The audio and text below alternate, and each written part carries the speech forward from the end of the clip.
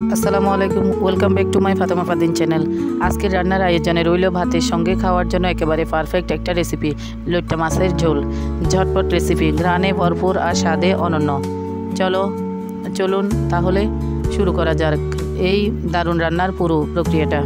প্রথমে লইট্টা মাছগুলো খুব ভালোভাবে পরিষ্কার করে ধুয়ে কেটে নেওয়া হয়েছে।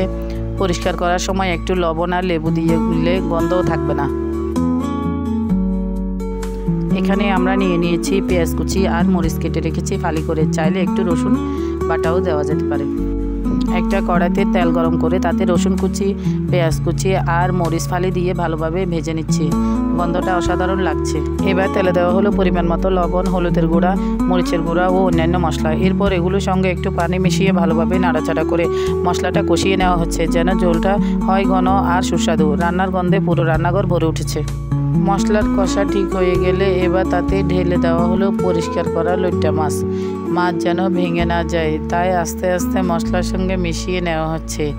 ঢেকে রেখে কিছুক্ষণ রান্না করা হচ্ছে মাঝারি আছে।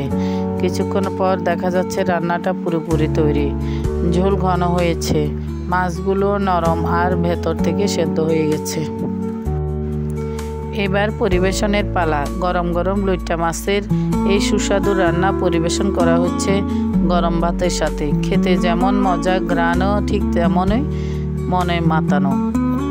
আপনারা একবার ট্রাই করে দেখবেন, মুখে দিলেই স্বাদ বুঝে যাবেন।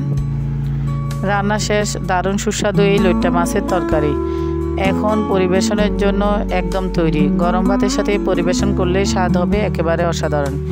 যদি রেসিপিটা ভালো লেগে থাকে তাহলে একটা লাইক দিয়ে দিবেন আর কমেন্টে জানাবেন কেমন হলো। নতুন নতুন রেসিপির জন্য আমাদের চ্যানেলটা সাবস্ক্রাইব করতে ভুলবেন না। পাশে থাকা বেল আইকন চাপ দিবেন যেন নতুন ভিডিও আসলে সবার আগে আপনি দেখতে পাবেন। ধন্যবাদ ভিডিওটি দেখার জন্য। ভালো থাকবেন, সুস্থ থাকবেন আর রান্না করতে থাকবেন ভালোবেসে। আল্লাহ হাফেজ।